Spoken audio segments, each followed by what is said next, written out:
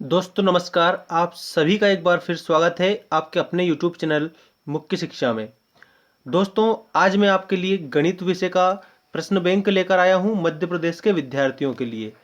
याद रखें आप सभी कि जितने भी आपके 100% क्वेश्चन हैं वो क्वेश्चन आपकी प्रश्न बैंक में से ही बनेंगे। इसके अलावा याद रखें आप सभी कि सारे जो क्वेश्चन हैं वो प्रश्न बैंक में से आपको हल करना है। सत्र देख सकते हैं, सत्र है हमारा 2020-21 और विषय है आज देख सकते हैं गणित। ठीक है, कक्षा 10वीं और एमपी बोर्ड। आप ध्यान रखें एमपी बोर्ड की मैं बात कर रहा हूँ। और दोस्तों हमारे इस चैनल पर कक्षा 10वीं का सारा मटेरियल अपलोडेड है। हर विषय के हमने दो दो सेट पेपर अपलोड कर दिए हैं और एक प्लेलिस्ट भी बना दी है। तो उस प्लेलिस्ट को भी आप विजिट करके देख सकते हैं जहां पर आपको सभी सेट पेपर मिल जाएंगे। आज हम बात करेंगे गणित की प्रश्न बैंक की और इसमें आपको मोस्ट इम्पोर्टेंट जो चीज़ें हैं जो दी गई है वही मैं बताऊंगा। इसके अलावा याद रखें कि ये जितने भी क्वेश्चन हैं आप अपनी कॉपी में नोट करके या फिर स्क्रीनशॉट लेकर भी आप याद कर सकते हैं। ठीक है, तो आज हम जानेंगे मैथ्स का और कक्षा 10वीं मध्य प्रदेश बोर्ड। और ये जो आपकी प्रश्न बैंक है ये शिक्षा अभियान लोक शिक्षण संचालनालय मध्य प्रदेश मतलब कि जो माध्यमिक शिक्षा मंडल है ना उनके द्वारा जारी की गई है। तो बिल्कुल आप देख सकते हैं दोस्तों, आज आपको मैं बताने वाला हूँ गणित विषय का महत्वपूर्ण चीज़ें। अब देखो परीक्षा उपयोगी इसमें सूत्र भी दे रखे हैं। ये सारे सूत्र परीक्षा उपयोगी सूत्र हैं जो मैं सूत्र आपको नेक्स्ट वीडियो में बता दूंगा। लेकिन हम सबसे पहले देखते हैं चैप्टर 1 से ही देखेंगे। ठीक है, चैप्टर 1 से हम स्टार्ट करेंगे। और दोस्तों अगर आपने चैनल को सब्सक्राइब नहीं किया ना तो चैनल को ज़रूर सब्सक्राइब करें क्योंकि आपको आने वाली जो अपडेट है आपको मिल जाएगी। और बेल आइकन ज़रूर दबा देना जिससे आपको तुरंत नोटिफिकेशन मिल जाए। तो देख सकते हैं आप, हम जानेंगे आज अध्याय 1 से लेकर के। तो पूरा अध्याय 1 देखेंगे, इसमें कुछ सवाल हैं वो सवाल भी देखेंगे। और उसके बाद में जो आपका बहुपद है मतलब सेकंड चैप्टर भी हम देखने वाले हैं। तो अच्छे से आप याद करेंगे इन सारे चीज़ों को। तो आइए स्टार्ट करते हैं दोस्तों। और मैं उम्मीद करता हूँ कि आपने चैनल सब्सक्राइब कर लिया होगा ताकि नेक्स्ट अपडेट मिलती रहेगी आपको। तो चलिए देखते हैं, ये आपकी अध्याय 1 है, स्टार्ट कर लेते हैं। इसमें सबसे पहले याद रखना कि जो प्रत्येक जो प्रश्न है वो कितने नंबर का है, 1 अंक का है। ठीक है, वास्तविक संख्याएं हैं अध्याय 1। सही विकल्प देखते हैं सबसे पहले। तो 96 व 404 का HCF होगा। तो 96 और 404 का जो HCF है वो क्या होगा, 4 होगा। ठीक है, 4 होगा क्या, HCF। ठीक है, 96 और किसका, 404 का, इसका HCF निकाला। तो इसके बाद दूसरा देखिए, यदि दो संख्याओं का गुणनफल 32 व HCF 8, ठीक है, हो तो आपको LCM बताना है। ठीक है, दो संख्याओं का जो गुणनफल है वो तो 32 है और HCF उसका 8 है। तो क्या बताना है, LCM बताना है। तो इसका जो LCM है ना, इसका LCM क्या होगा, देखें आप, सेकंड का जो करेक्ट आंसर है इसका भी आएगा 4। ठीक है, और पहले का भी 4 आएगा। अगला देखिए, यदि दो धनात्मक पूर्णांक P और Q तथा P बराबर AB वर्ग हो तो Q बराबर A3B हो और LCM, ठीक है, P गुणा Q होगा। तो PQ क्या होगा, तो इसमें ध्यान रखना ये इसका C वाला आएगा। ये बनेगा हमारा A³ और B वर्ग। ये बनेगा, क्या बनेगा, A³ B वर्ग बन जाएगा। तो जो थर्ड वाला दे रखा है ना, इसका ऑप्शन नंबर कौन सा होगा, ऑप्शन नंबर C हमारा करेक्ट हो जाएगा। अब सही विकल्प के बाद में हम देखते हैं खाली स्थान। ठीक है, खाली स्थान भी प्रत्येक 1 नंबर का है, देख सकते हैं 100% फंसने वाला पेपर है दोस्तों ये। ठीक है, और जो प्रश्न बैंक है ना, ये जो मैं आपको बता रहा हूँ ये प्रश्न बैंक में से ही आपको याद करने हैं सारे क्वेश्चन। ठीक है, और या फिर अगर आपके पास में प्रश्न बैंक का PDF आ गया है तो उससे आप याद कर लेना, कोई दिक्कत नहीं है, एक ही चीज़ है दोनों। खालिस्तान भरो, खालिस्तान भरो, इसका देखिए करनी 3 एक संख्या है, कैसी संख्या है, तो ये अपरिमेय संख्या है, अपरिमेय संख्या है। इसके बाद में नंबर 2 देखिए, परिमेय एवं अपरिमेय दोनों संख्याएं हैं। तो दोनों संख्याएं कैसी है, वास्तविक है, दोनों संख्याएं कैसी है, वास्तविक है।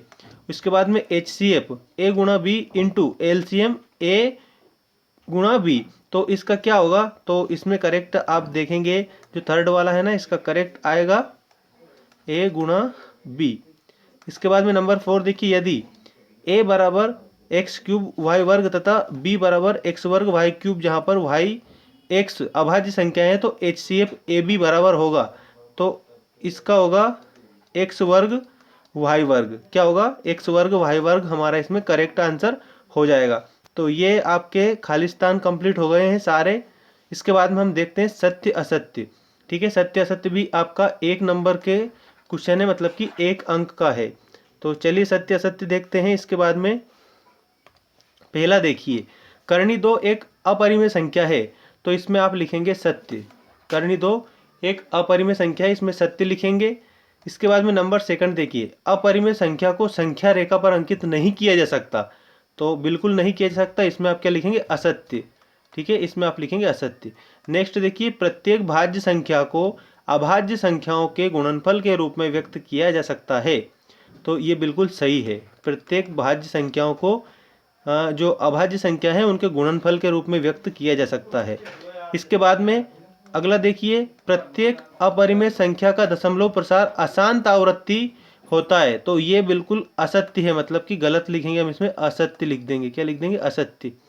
अगला देखिए, परिमेय संख्या p बटा q का दशमलव प्रसार शांत होगा यदि q को 2 और 5 में लिखा जा सके, तो ये जो 5वां दे रखा है ये है हमारा सत्य। ठीक है, अब इसके बाद में जो सत्य सत्य ये कंप्लीट होते हैं। इसके बाद हम देखते हैं अगला। अगला है एक शब्द में उत्तर दीजिए। ठीक है, ये एक शब्द में उत्तर दीजिए आप कंप्लीट करेंगे, देख सकते हैं ये सारे एक शब्द में उत्तर दीजिए। इसको अच्छे से याद रखें। पहला देखिए, ए व बी दो प्राकृत संख्याएं हैं, तब H C F A B एवं एलसीएम ए बी में क्या संबंध होगा। ठीक है, तो इसका जो करेक्ट आंसर है वो मैं आपको बता देता हूँ कि इसका करेक्ट आंसर क्या होगा। इसका करेक्ट आंसर ये है H C F A B into L C M A B बराबर ए गुणा बी। ठीक है, तो इसमें याद रखना ये इस प्रकार से बनेगा, मैं यहाँ पर लिख देता हूँ, H C F A B और L C M A B बराबर ए गुणा बी। ये फर्स्ट का हमारा करेक्ट आंसर बनेगा इस प्रकार से। और इसके बाद में सेकंड का देखिए, पी एक अभाज्य संख्या होगी। इसका देखिए सेकंड में क्या लिखा आएगा, पी एक अभाज्य संख्या होगी। यदि करनी पी एक अपरिमेय संख्या है तो पी कौन सी संख्या होगी, तो वो अभाज्य संख्या होगी। कौन सी संख्या होगी, अभाज्य संख्या। ठीक है, अभाज्य संख्या होगी, ये ध्यान रखना। अगला देखिए, यदि p एक अभाज्य संख्या है और q एक धनात्मक पूर्णांक है, तब यदि p a वर्ग को विभाजित करता है तो कौन सा तथ्य निश्चित रूप से कहा जा सकता है। तो जो नंबर 3 है ना, इसका आएगा p a को विभाजित करेगा। क्या आएगा, चलो मैं यहाँ पर इसका लिख देता हूँ। ये जो p है ना, ये p किसको विभाजित करेगा, p a को, ये p a को विभाजित करेगा। ठीक है, p a को विभाजित करेगा। इसके बाद में नंबर 4 देखिए, अंक गणित का आधार प्रमेय लिखो। ठीक है, आधारभूत प्रमेय, अंक गणित की आधारभूत प्रमेय। तो ये अंक गणित की आधारभूत प्रमेय आप इस प्रकार से लिखेंगे। क्वेश्चन नंबर 4 क्या है, अंक गणित के आधार प्रमेय लिखो, तो ये प्रमेय है, प्रत्येक भाज्य संख्या को अभाज्य संख्या के एक अद्वितीय गुणनफल के रूप में व्यक्त किया जा सकता है, जबकि गुणनखंडों का क्रम कैसा भी हो। ठीक है, अब हम देखते हैं क्वेश्चन नंबर 5। क्वेश्चन नंबर 5 देखिए, इसमें क्या दिया है, आपको अच्छे से हल करना है इसे। 672 और 120 का अभाज्य गुणनखंड विधि से एचसीएफ या एलसीएम ज्ञात करो। तो ये आपका एचसीएफ और एलसीएम इस प्रकार से होगा, 6 बराबर 2 गुणा 3। ठीक है, 72। इसके बाद में ये इस प्रकार से आपका बनेगा, पूरी इक्वेशन आप देख सकते हैं, ये पहले क्वेश्चन का हल है। एचसीएफ 672 120, ये आपका करेक्ट आंसर इसमें बन जाएगा। ठीक है, इसके बाद में अगला देखिए, तो एलसीएम क्या है, 6, 72 और 120। ठीक है, और उसके बाद में इसका जो टोटल करेक्ट है वो है 360। अगला देखिए, यदि एचसीएफ 306 657 बराबर 9 हो तो एलसीएम 306 और 657 ज्ञात करो। तो ये आपका इस प्रकार से बनेगा, LCM A B into HCF A B बराबर ए इंटू बी। तो एलसीएम 306 657 गुणा एचसीएफ 306 657 बराबर 306 गुणा 657। इसके बाद में एलसीएम 306 657, उसके बाद में आपको ये यहाँ पर इक्वेशन कंप्लीट कर लेनी है और ये इसका गुणा हो जाएगा 306 गुणा 657। ठीक है, 306 गुणा 657 और उसमें आपको 9 का भाग देना है, तो टोटल आंसर कितना आ जाएंगे 22 33 8, इसमें टोटल आंसर ये आ जाएंगे। इसके बाद में ये आपको नेक्स्ट सवाल हल करना है। समझ ले, इसे सिद्ध करो कि कर्ण 3 एक अपरिमेय संख्या है। तो इसका आप देख सकते हैं, ये इसमें इस प्रकार से सिद्ध करना है आपको। ठीक है, ये भी याद रखना है, सिद्ध करो कि कर्ण 3 एक अपरिमेय संख्या है। तो इसमें याद रखेंगे, ये थोड़ा और आंसर यहाँ पर दिया गया है और इस प्रकार से कर्ण 3 एक अपरिमेय संख्या है, ये आपको इसमें बता देना है। ठीक है, तो ये याद रखना, सवाल देख लेना, सिद्ध करो कि कर्ण 3 एक अपरिमेय संख्या, इस सवाल को याद करना है। ठीक है, अच्छे से हल करना है, याद रखें। अब देखिए, दर्शाइए कि कर्ण 2 एक अपरिमेय संख्या है। तो माना कर्ण 2 एक अपरिमेय संख्या है, तब कर्ण 2 बराबर a बटा b, जहाँ a और b अभाज्य संख्याएं हैं। इसी प्रकार से जो कर्ण 2 है a बटा 3b। इसके बाद में 3ab पूर्णांक है, इसलिए a 3b एक परिमेय संख्या होगी और कर्ण 2 भी एक परिमेय संख्या होगी। वस्तु इस तथ्य को विरोधाभास प्राप्त होता है कि कर्ण 2 अपरिमेय संख्या है, अतः 3 कर्ण 2 एक अपरिमेय संख्या है। ये इसका आंसर हो जाएगा। ठीक है, तो ये 8वें का आंसर। इसके बाद में नेक्स्ट देखिए 9वां क्वेश्चन। मैं इसमें टोटल आपको 10 ही क्वेश्चन बताऊंगा। ठीक है, नहीं तो वीडियो की जो लेंथ है वो लंबी हो जाएगी, इसलिए आपको टोटल 10 ही क्वेश्चन बताऊंगा। नेक्स्ट वीडियो में आपको जो सेकंड चैप्टर है वो सेकंड चैप्टर में बता दूंगा। तो देख सकते हैं आप, इसमें संख्याओं 6 और 20 के अभाज्य गुणनखंड विधि से एचसीएफ या एलसीएम ज्ञात करना है। तो ये एचसीएफ और एलसीएम आपको इस प्रकार से ज्ञात करना है। देख सकते हैं 6 बराबर 2 इंटू 3। ठीक है, उसके बाद में 22 इंटू 2 इंटू 5, 2 वर्ग 5। इसके बाद में इसका एचसीएफ देख सकते हैं आप, एचसीएफ 6 20 2। इसके बाद में एलसीएम आपका इसमें बन जाएगा 620 का 620 का आपको याद रखेंगे 6 और इस 20 का क्या बनेगा 2 वर्ग इंटू 3 इंटू 5। इसके बाद में नेक्स्ट इक्वेशन आपकी क्या बनेगी 4 इंटू 3 इंटू 5। ठीक है, एंड आंसर आ जाएगा 60। तो एचसीएफ मतलब कि 6 और 20 का कितना हो जाएगा 2, और उसके बाद में एलसीएम हो जाएगा 60। ठीक है, तो ये करेक्ट आंसर कंप्लीट है आपका।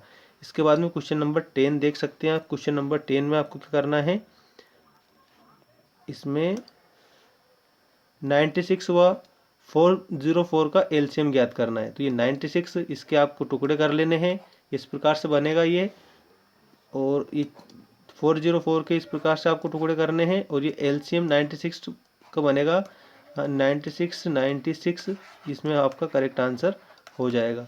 तो ये क्वेश्चन नंबर 10 पूरा चैप्टर फर्स्ट के मैंने 10 बता दिए। नेक्स्ट वीडियो में आपको इसके अगले वाले में बताने वाला हूँ। ठीक है, 11 से लेके, और चलिए 11 और देख ही लेते हैं, इसको कंप्लीट करते हैं। इसके बाद में सेकंड चैप्टर देखेंगे, बहुपद वाला सेकंड चैप्टर देखेंगे नेक्स्ट वीडियो में।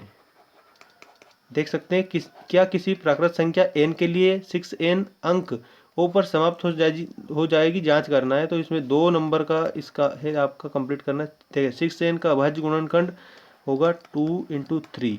ठीक है, n जब कोई प्राकृत संख्या 0 पर समाप्त होती है तो उसका अभाज्य गुणनखंड क्या होगा 2 इंटू 5n। तो अतः जो 6n है 0 पर समाप्त नहीं होगी। तो जो 6n है ये किस पर समाप्त नहीं होगी, ये 0 पर समाप्त नहीं होगी। तो ये आपका क्वेश्चन नंबर 11 भी कंप्लीट हो जाता है। याद रखना कि क्या किसी प्राकृत संख्या n के लिए 6n 0 पर समाप्त होगी, तो ये बिल्कुल नहीं होगी। ठीक है, नहीं होगी। तो ठीक है, मिलते हैं नेक्स्ट वीडियो में।